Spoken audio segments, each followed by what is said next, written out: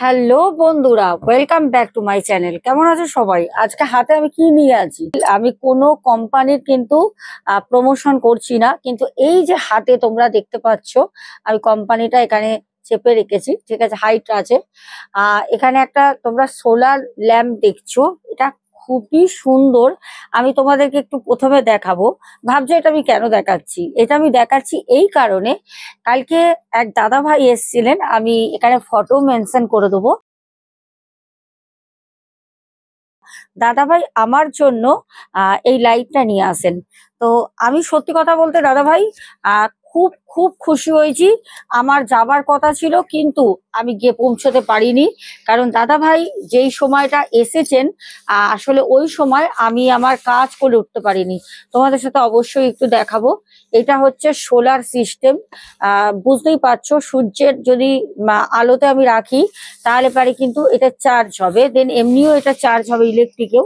আমি একটু লাইটটাও জ্বালিয়ে দেখাবো তোমাদের। এই দেখো, ঠিক আছে। দাদা ভাই এটা আমাকে গিফট করেছেন, আমি সত্যি কথা বলতে খুব খুব খুশি হয়েছি। আমি আগামীকাল দেখাতে পারিনি, যার জন্য আজকে আমি গতকাল আমি তোমাদের সামনে এটা দেখাতে পারিনি, খুব তাড়াহুড়ো করে ভিডিওটা করেছিলাম, কালকে খুবই ব্যস্ত ছিলাম। আজকে তোমাদেরকে দেখিয়ে দিলাম। এটা আমাকে দাদা ভাই এনেছেন। দাদা ভাইয়ের নাম হচ্ছে সুনীল ভট্টাচারিয়া। উনি কিন্তু নিয়মিত শ্রোতা বন্ধু আমাদের, দেন উনি কিন্তু কমেন্টও করেন। তো প্রিয় দর্শক বন্ধুরা, welcome back to my channel. সবাই আশা করি খুব ভালো আছো, আমিও খুব ভালো আছি। ভালো থাকবোই না বা কেন বলো তো? তোমরা এত সুন্দর সুন্দর জিনিস আমাকে গিফট করছো, সত্যি কথা মানে দেখো, গিফট জিনিসটাই একটা আনন্দ, জানো তো? গিফট দিলে কতটা ভালো লাগে সত্যি, মানে আমি কি বলবো। তবে দাদা ভাইকেও আমি যেদিনকে মিট আপ করবো, আবারও দেখা হবে দাদা ভাইয়ের জন্য। আমার তরফ থেকে, আমি একটা ছোট বোন, বোনের তরফ থেকে দাদা ভাইয়ের জন্য অবশ্যই একটা স্পেশাল গিফট থাকবে। তো চলো এবার আমরা ঘটনায় এগোই।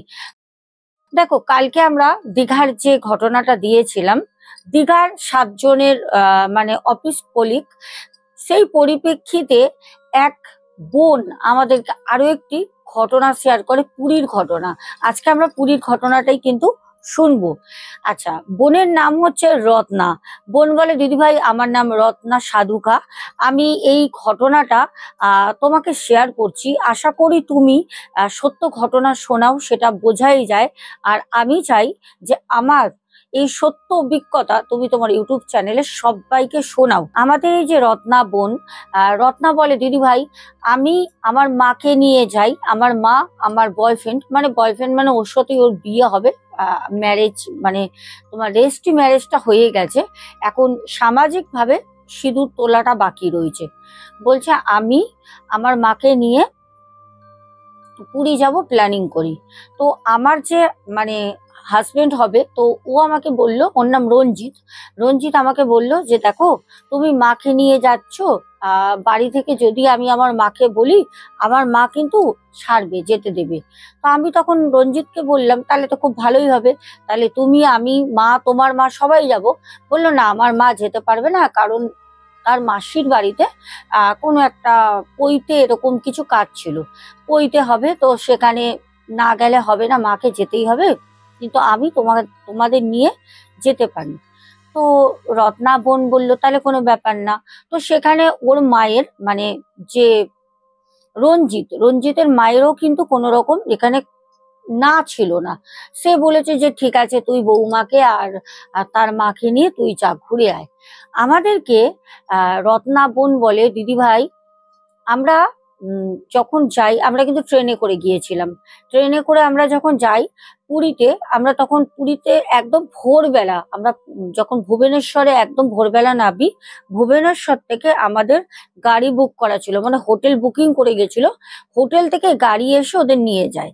বলছে, দিদি ভাই আমরা যখন হোটেলে গেলাম, হোটেলটা এত সুন্দর, মানে আমি বলে বোঝাতে পারবো না। আমি মোটামুটি, আমার বাবা তো পুলিশে জব করতেন, আমার বাবা কিন্তু প্রচুর ঘুরিয়েছেন, কিন্তু এত সুন্দর একটা হোটেল, মানে এরকম সুন্দর পয় পরিষ্কার, এত সুন্দর হাইজেনিক মেনটেন করা এরকম হোটেলে আমি এর আগে কোনোদিন যাইনি। তা আমাকে যখন বলল আমার মানে যে রঞ্জিত, যে কিরকম লাগছে বলো, রঞ্জিতই কিন্তু হোটেলটা বুক করে। ও দেখে ও বুক করেছিল, বললো দেখো মাকে নিয়ে যাবে, কোথায় কোথায় ঘুরবে, আর সব থেকে বড় কথা ওই 200-500 টাকার জন্য এই হোটেল ওই হোটেল খোঁজার থেকে একটা ভালো 2 দিনের জন্য তো থাকা একটু এক্সপেন্সিভ হোটেল আমি বুক করে দিচ্ছি। আর ও টাকাটা ওই পে করে দিয়েছিল। তা আমরা সত্যি কথা বলতে খুব খুশি হয়েছি, আমাকে মাও বললো বাহ, জামাই তোমার খুব ভালো যত্ন নিয়ে একটা হোটেল বুক করেছে, লিফটও আছে, যেহেতু বুঝতেই পারছো মায়ের শরীর কন্ডিশন সেরকমও ভালো না, ওই মানে উঠে হাঁটা চলা করা মায়ের পক্ষে সম্ভব না, সিঁড়ি ধরে ধরে ওঠা। তো লিফট ছিল বলে আমার মা খুব পছন্দ করেছে। যাই হোক, হোটেলটায় যাই, যেতে যেতেই ওরা আমাদেরকে সবাই মানে খুব আপ্যায়ন করে। দেন আমরা হোটেলের রুমে চলে যাই। রুমে যখন গেলাম, আমরা ডবল বেড নিয়েছিলাম। তো আমার হাজবেন্ড যে রঞ্জিত, ও পাশের যে বেড ছিল একটা বেডে ও থাকতো, একটা বেডে আমি আমার মা। তো আমার মা গিয়ে গল্প করছে যে খুব মনটা খারাপ লাগছে, কারণ আমার বাবার মৃত্যুর আগে আমার মা গিয়েছিল। তখন আমি যাইনি, আমার এক্সামের জন্য আমি মামাদের কাছে ছিলাম। তো তারপরে তো আমার বাবা মারা যান। তো মা সেই গল্পগুলো ওখানে গিয়ে বলছেন। একটা থাকে না মানুষের স্মৃতি, মানে ধরো তুমি সেই জায়গাটায় গেছো সেই মানুষটার সাথে, আজ তুমি যাচ্ছ সেই মানুষটা নেই, তো একটা স্মৃতি মনে ভাসে, মনে পড়ে। তো আমার মা বলছে যে আমার খুব খারাপ লাগছে, বাবার কথা খুব মনে পড়ছে, তবে এই হোটেলে আমরা থাকিনি, আমরা ছিলাম সেই তোমার শ্রী চৈতন্য দেবের যেখানে স্ট্যাচুটা করা আছে ওইদিকে, স্বর্গদুয়ারের দিকে। তো মায়ের কথা আমি শুনছি, ও রঞ্জিতও শুনছে। কিছু স্মৃতি যেটা আজীবন মনে থাকে, হয়তো সব সময় সবকিছু সব জায়গায় মনে করা বা মনে করলেও মুখে প্রকাশ করা যায় না। তো মায়ের খারাপ লাগে, মা আমাকে আর রঞ্জিতকে শেয়ার করছিল কথাগুলো। হঠাৎ করে ওই রুমের মধ্যে মনে হলো যেন আমরা তিনজন ছাড়া কেউ ওখানে উপস্থিত আছে। একটা ফিলিংস প্রথম আমার হয়, কারণ দেখবে আমাদের সিক্স সেন্স বলে একটা জিনিস খুব কাজ করে। হয়তো তোমার গায়ে কিছু উঠছে, হয়তো তোমার মাথার চুলে কিছু পড়েছে, তুমি কিন্তু জানো না, কিন্তু তোমার শরীর দেখবে তোমার গাটা কাটা হয়ে যাবে, একটা শিহরণ দেবে, শরীরটা ভার হবে, তোমাকে জানান দেবে যে কিছু একটা গায়ে উঠছে। দেখবে হট করে আমরা পেছনে হাত দিলাম পিঠে, দেখলাম হয়তো একটা মাকড়সা বা একটা কিছু টিকটিকি পড়েছে, এরকম হয়। তো বোন রত্না বলছে দিদি ভাই জানি না আমার না শরীরে একটা কেমন ফিলিংস হলো, আমি কাউকে বলিনি, কিরকম না একটা গাটা যেন ইলেকট্রিকের মতো একটা কাটা দিল। তো আমি ভাবলাম যে বাবার কথা বলছে মা, হয়তো একটা কষ্ট, বাবাকে তো আমিও পেয়েছি, আহ এরকম আমি একটা ভাবলাম।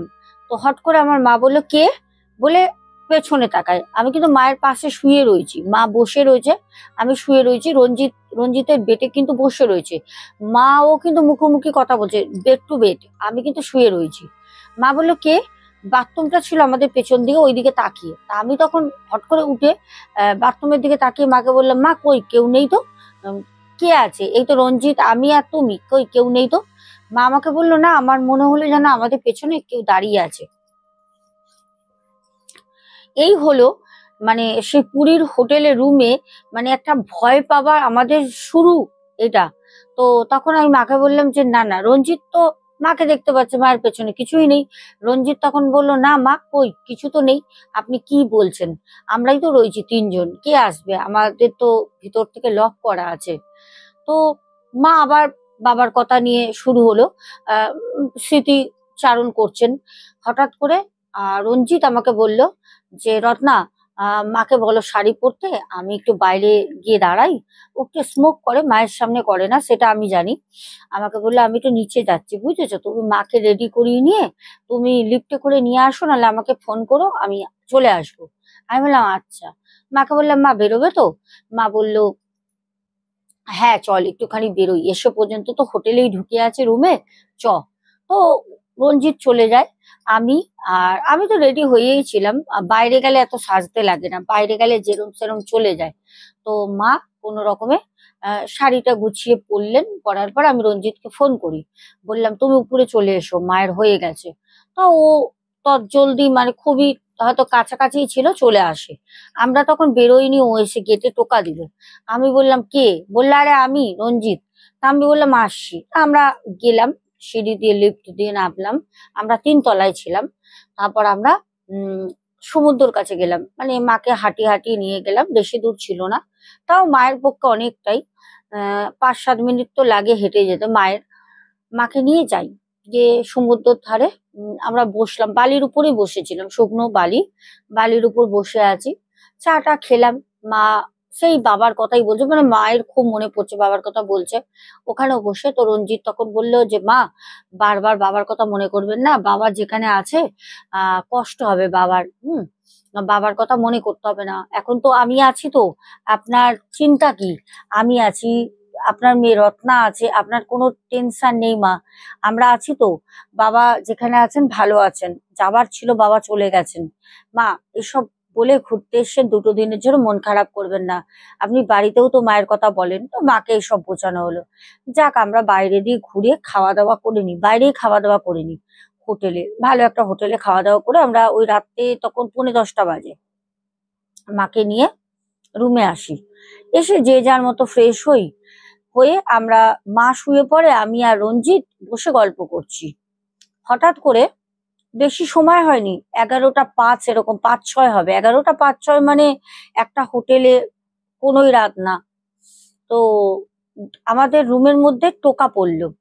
টোকা পড়তেই রঞ্জিত তখন বললো কে, কে গেটে কে? হ্যাঁ, একটু ঠিক করে গেটে টোকা দেন। অনেকে করে না, মানে রুম নাম্বার পাশাপাশি থাকলে, বা অনেকে দোতলার জায়গায় 3 তলায়, 3 তলার জায়গায় দোতলায়, এরকম হয়ে যায়। তো রঞ্জিত একটু ভারী ভারী গলা করে বলল। তো বাইরে দিয়ে কারোর কিন্তু কোনো কথার উত্তর আসলো না, কোনো প্রশ্ন বা উত্তর কিছুই এলো না। তো রঞ্জিত বললো না, এরকম হয় জানো তো। রঞ্জিত বললো এরকম হয় জানো তো, মানে লোক বুঝতে পারে না, রুম এরকম টোকা দেয়। এরকম আমার সাথে বহুবার হয়েছে জানো, ঘুরতে গিয়ে এরকম গেটে নক করছে, দরজা খুলে দেখি অন্য একজন ভদ্র মহিলা বলছে সরি সরি দিদি, আমি ভুল করে। আমি ঠিক আছে, কোনো ব্যাপার না, হতেই পারে। অনেকবার হয়েছে, কোনোবার কোনো লোক এসে ঠোকা দিয়েছে, কোনোবার গেটে কোনো বাচ্চা এসে নক করছে, বলছে আন্টি আমার ভুল হয়ে গেছে। ঠিক আছে চলো, হতেই পারে, পাশাপাশি রুম হলে হয়ে যায় এরকম। তো সেটাই আমরা মনে করি, করে আমরা এরকম গল্প করছি।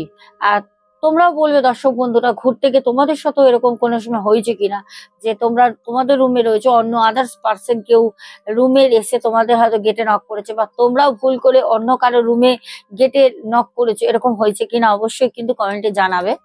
তা আমাদের রত্না বলে, দিদি ভাই 12টার কাছাকাছি আমাকে আমার হাজবেন্ড আমাকে বলল, রঞ্জিত, যে রত্না তুমি মায়ের পাশে শুয়ে পড়ো। আমি শুয়ে পড়ি, প্রচন্ড ঘুম পাচ্ছে, আর তুমিও শুয়ে পড়ো। তা আমি তখন বললাম যে আচ্ছা ঠিক আছে, আমি গিয়ে শুলাম। তা ও বললো ফোন ঘেটো না, আমি ফোন দেখছিলাম। তা ও দেখলাম আমার দিকে পেছন ফিরে ও শুয়ে পড়লো, জানে তাকিয়ে থাকলে আমি ওর দিকে তাকিয়ে থাকবো, কথা বলতে ইচ্ছা করবে, তো ও ইচ্ছাকৃতই ঘুরে শোয়। আমি শুধু মানে হয়তো 5-7 মিনিট পর চোখটা বন্ধ করি, শোয়ার 5-7 মিনিট পর চোখটা বন্ধ করি, করার ঠিক ঘন্টাখানিক পর আমি ঘুমিয়েও পড়ি। আমার পিঠে একটা অস্বাভাবিক ভাবে একটা ঠান্ডা ছোঁয়া, পিঠের মধ্যে একটা হাত বুলানো, জাস্ট হাত বোলানো, কিচ্ছু না। তো আমি তখন ফিল করছি রঞ্জিত হয়তো করছে এরকম, মানে ডাকছে বা কিছু। তো আমি না জেগে গেছি, আমি ভাবছি আবার একবার করুক, তারপর উঠবো, মানে আমি তাকাচ্ছি না। তো 2-3 মিনিট হয়ে গেছে, দেখছি না রঞ্জিত আর পিঠে আমার হাত দিচ্ছে না। আমি চোখটা বন্ধ করেই রেখেছিলাম, আমি আবার ঘুমিয়ে পড়ি। ঠিক হয়তো আনুমানিক আমি বলতে পারবো না, আধ ঘন্টা হবে খুব জোর, 1 ঘন্টা হবে না, আধ ঘন্টা কি 25 মিনিট পর আমার পায়ের মধ্যে একটা ছুচালো কিছু দিয়ে আমার বুড়ো আঙুলটার কাছে এরম এরম এরম এরম করে ঘষার, মানে একটা কিছু, ধরো নখ, হাতের নখ জাতীয় বা ছুঁছিল কিছু দিয়ে পায়ের বুড়ো আঙুলটা, ঠিক আমাদের বুড়ো আঙুলটা যে নরম চামড়াটা হয়, মানে এই তো পায়ের বুড়ো আঙুল, এখানটা তো সবার নরম হয়, ঠিক এর পাশটায় মোটা জায়গাটায় কেউ না এরম এরম করে কিছু ঘষার একটা অনুভব আমার হচ্ছে। আমি চোখটা খুলে ভাবলাম পায়ের মধ্যে হাত দিচ্ছে কেন আমার। তো আমি পাটাকে আলতো করে নাড়িয়ে আমি বললাম, রঞ্জিত। আমি কিন্তু ঘুমের ঘোরে ওকে বললাম। বলার পর আমি কিন্তু তখনও উঠিনি। তারপর দেখছি আমার থায়ের মধ্যে হাত দিচ্ছে, কোমরের কাছটা হাত দিচ্ছে। তো আমার অস্বাভাবিক লাগলো যে না, মা রয়েছে রুমে, রঞ্জিত তো এতটাও মানে যে ওর একটা রেসপেক্ট আছে আমি জানি ছেলেটা কেমন। ও একা থাকলেও এরকম করে না, মা আছে রুমে ওই রকম করবে। আমি না ঘুরে অবাক হয়ে গেলাম।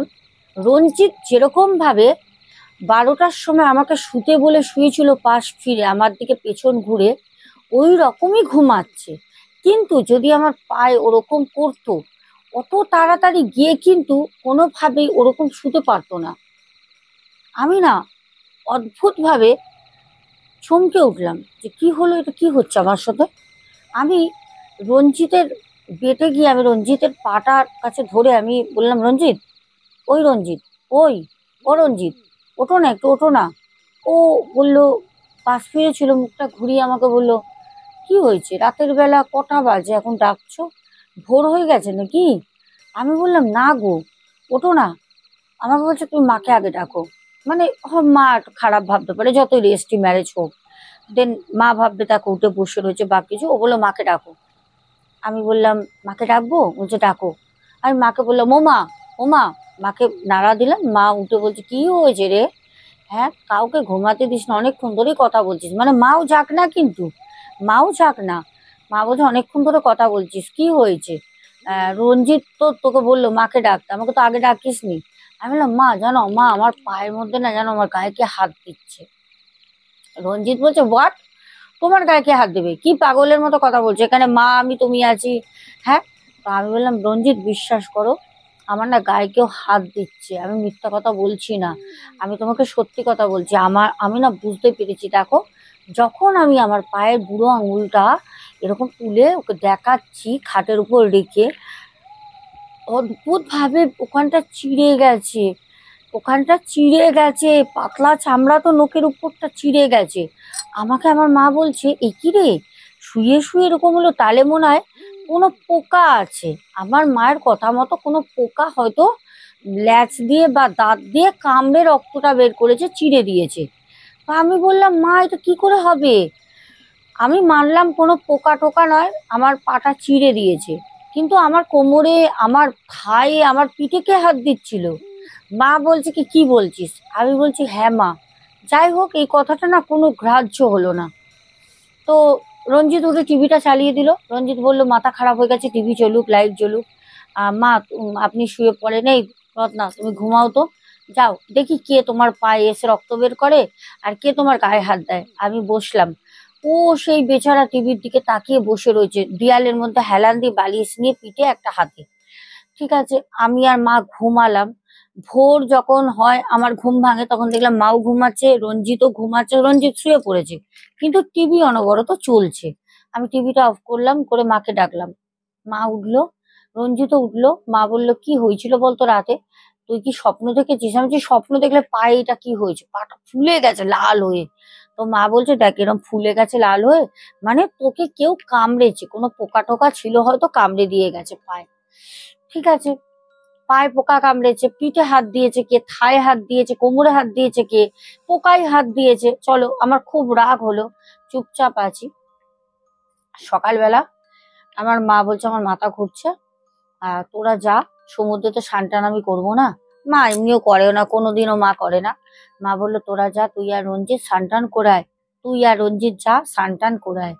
রঞ্জিত বললো, না না, এই রোদের মধ্যে আমি পুরীতে এসে স্নান করবো না, পুরো কালো হয়ে যাব, অফিসে গেলে সবাই বলবে যে কি রে এত স্নান করেছিস। মানে না না, বন্ধুরা নানা রকম কথা বলে মা, আমি স্নান টান করতে যাব না।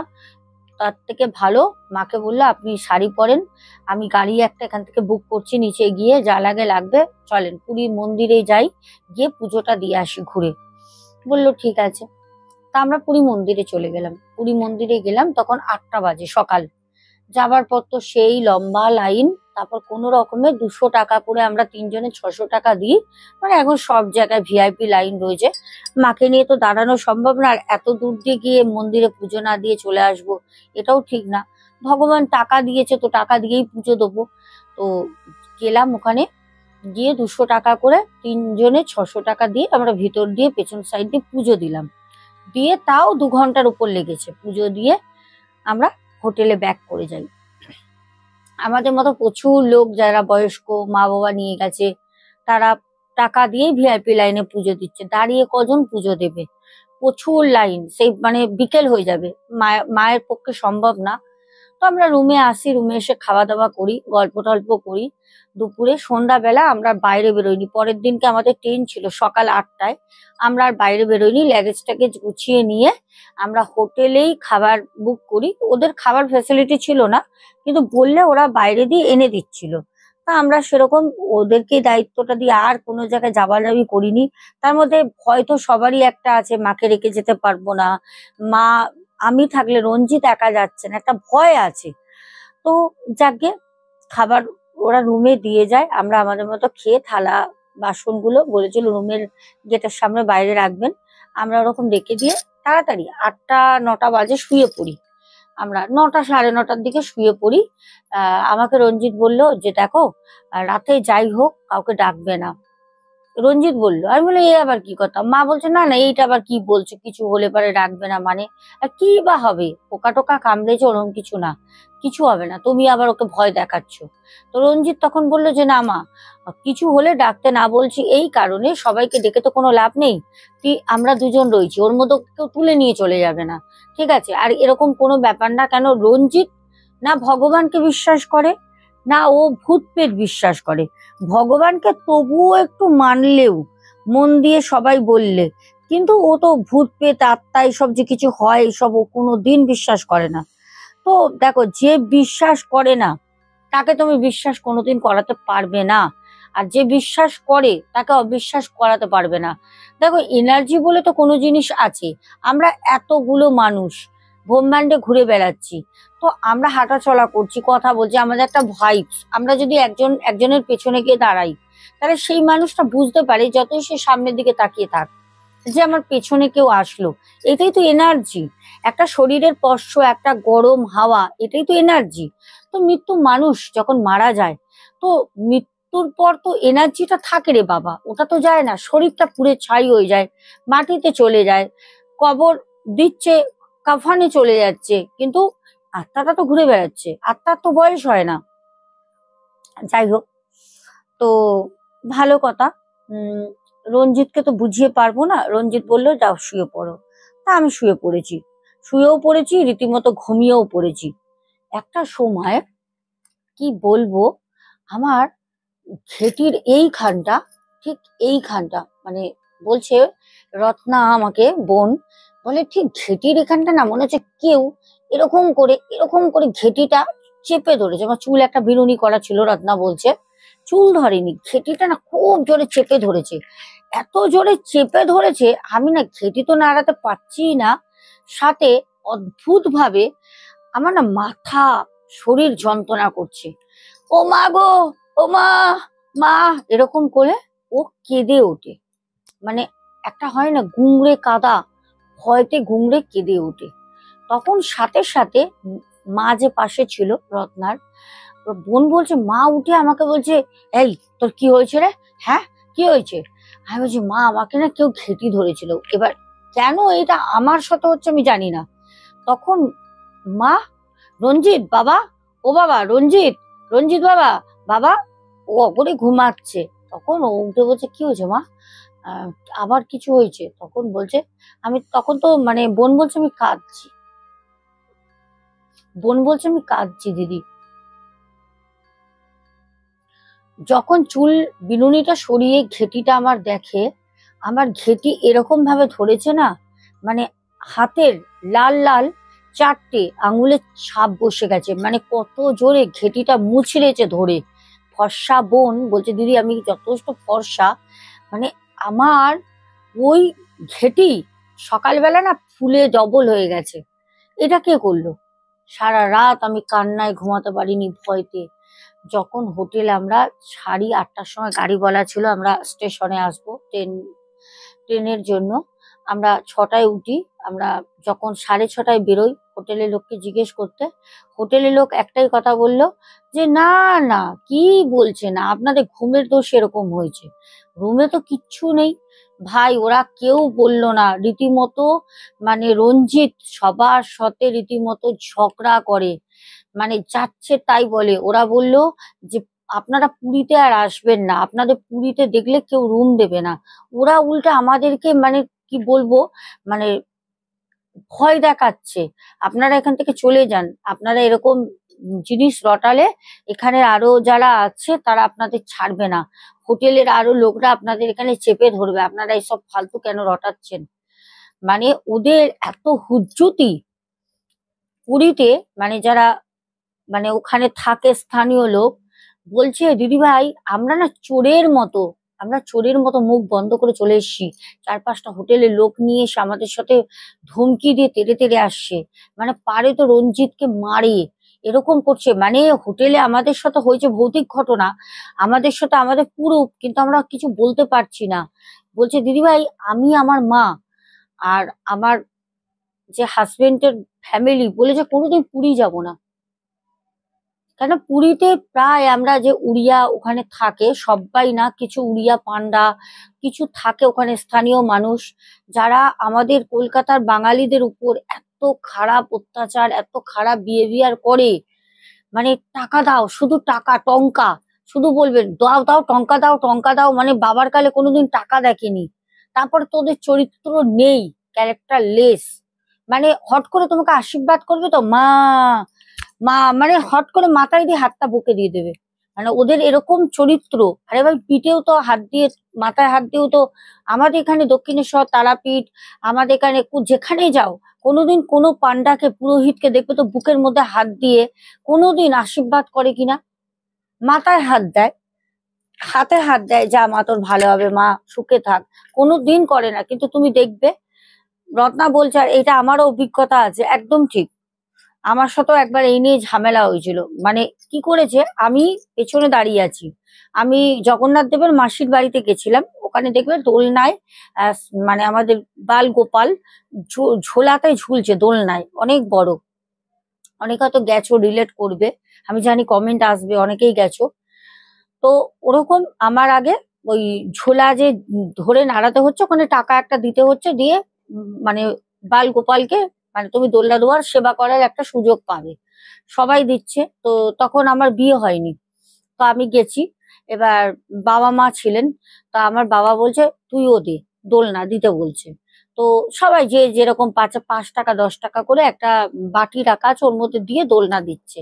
তো আমাকে বাবা 50 টাকা দিয়ে বললো এটা দাও, দিয়ে তুমি দোলনা দাও। তো আমি 50 টাকা দিয়েছি। প্রথমে যে মহিলাটি ছিল শাড়ি পরা বিবাহিত একজন মহিলা, ওনাকে ওরকম করলো, দেখে না আমার তো গা কাটা দিচ্ছে। এবার আমি না আগাগোড়াই মানে কি বলতো, ছোট থেকেই কিছু ঘটবে তার আগে না আমি সেই জিনিসটা বুঝে যাই যে এই জিনিসটা এখন ঘটতে পারে, আমি বসে বসে বলে দেবো এর পরের ক্ষণে কি ঘটতে পারে। আমার মধ্যে এই জিনিসটা ছোটবেলা দিয়ে আছে, কারণ আমার মা বলে যখন আমি জন্ম হয়েছিলাম আমার গ্রহ নক্ষত্রের সাথে এমন একটা ফের হয়েছিল, যার কারণে না আমার এই শক্তিগুলো আমার মধ্যে আসে। ঠিক আছে, যে আমি ফিউচার বলি তোমাদের, এখনো পর্যন্ত আমার ইউটিউব সোশ্যাল মিডিয়ায় কেউ বলেনি যে কাউকে আমি প্রিটেন্ড করেছি সে বলতে পারিনি দিদি আপনি বলছেন এটা ভুল। সবাই বলেছে দিদি কি করে বললেন, একদম ঠিক, না জানা কথা, আপনাকে তো বলিনি, আপনি ফেস দেখে বলে দিলেন। ঠিক সেম ও মাথায় হাত দিয়ে যখন এরকম হাতটা দিতে আমি হাতটা ধরি এরকম করে, একটা ছেলে হাতটা ধরি, আমি বললাম কি আপনাকে আশীর্বাদ দিতে হবে না, আপনাকে আশীর্বাদ দিতে হবে না। তখন বলছে যাও যাও ওইদিকে যাও ওইদিকে যাও। হ্যাঁ, তখন আমার বাবা বলছে কি না তোমাদের না, মানে বাবা একটা ল্যাঙ্গুয়েজ ইউজ করে বলেছে তোমাদের না ছুটিয়ে দেবো, বুঝেছো, এখানে মহিলারা আসছে আশীর্বাদ দিচ্ছে, এগুলো আশীর্বাদ। তারপর তো বাবার সাথে ঝামেলা হয়, আমার সাথেও ঝামেলা হয়, মাও ছিল, যাই হোক ঝামেলা করে ওরা কিছু পারিনি, কারণ অনেক পর্যটক ছিল, আমরা বাসে করে গিয়েছিলাম, 56 জন ছিল, আদার্স লোক ছিল, সবাই ওই নিয়ে প্রতিবাদ করেছে বলে ওরা কিছু পারিনি। এক ঘটনা দিয়ে বলতে আর এক ঘটনায় চলে গেলাম। তো দর্শক বন্ধুরা, আমাদের সুনীল ভট্টাচার্য দাদা ভাই যে আমাকে ল্যাম্প সেটটা দিয়েছে, কেমন লাগলো অবশ্যই কমেন্টে জানিও। দেখো আমার তো খুবই ভালো লেগেছে, সত্যি কথা বলতে সত্যি খুবই ভালো লেগেছে। তোমরাও অবশ্যই জানিও। তো চলো আমরা এবার কমেন্ট করি।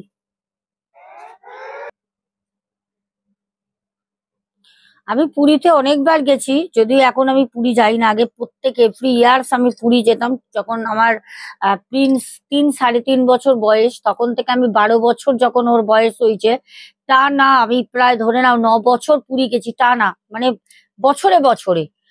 এই বছর, পরের বছর, পরের বছর, প্রত্যেক বছর গেছি। তারপরে আমরাও আর পুরী আমি কমসে কম ব্যক্তিগতভাবে যাই না।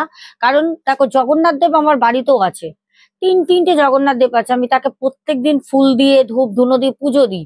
কিন্তু ঠাকুরের সাথে আমার কিছু নেই। ঠাকুর আমার ঘরেও আছে, ঠাকুর ওখানেও আছে, কিন্তু ব্যক্তিগতভাবে আমি যাই না। এই কারণে আমার ওখানের পরিবেশ, ওখানের মানুষজনের বিহেভিয়ার ভালো লাগে না। প্রথম আমাদের কমেন্ট করেছো সন্ধ্যা মণ্ডল দিদিভাই, কৃষ্ণা মুখার্জি, তারপরে কমেন্ট করেছো অ্যাঞ্জেলিনা সোরেন, তারপর অরুণ হালদার কমেন্ট করেছো, সন্তুর দুনিয়া, তারপরে সুকন্যা কমেন্ট করেছো, পূজা দাস, তারপর সন্ধ্যা মণ্ডল দিদিভাই, প্যান্থার গেমিং বয়টি, নীলিমা সিংহ, সুদীপ্ত ব্যানার্জি, শম্পা মিনি কিচেন, পিঙ্কি দাস, সোনিয়া মণ্ডল, বোন, আব্দুল হক ভাই বাংলাদেশ থেকে, বং হিন্দু হেসেল, সুমিতা বিশ্বাস দিদিভাই, তারপর মিনু সাহা, সন্ধ্যা মণ্ডল দিদিভাই, তারপর জাসমিন কালাম অনেকদিন পর, সন্ধ্যা মণ্ডল দিদিভাই, তারপরে হচ্ছে সোনা রিদ্ধি ব্লগ, তারপর কমেন্ট করেছো কিউট দিশা ব্লগস থেকে, তারপর আবার কমেন্ট করেছো সন্ধ্যা মণ্ডল দিদিভাই, রূপা দে, সুমনা ভট্টাচার্যা, সন্ধ্যা মণ্ডল, পরপর দুটো কমেন্ট করেছো, পিন্টু ঘোষ, শুভঙ্কর ঘোড়ই, সুজাতা দাস দিদিভাই, সোনালী পল, কিষাণু মান্না, সোমা দাস পরিবার থেকে, আমাদের পিয়ালি ভারদ্বাজ, তারপরে রূপসা সেট কমেন্ট করেছো, তারপর কমেন্ট করেছো আমাদের পরপর পিয়ালি ভারদ্বাজ, উমা ঘোষ, তারপরে কমেন্ট করেছো রুবেল, আচ্ছা, তারপর কমেন্ট করেছো আমাদের আবারও পরপর দুবার পিয়ালি ভারদ্বাজ।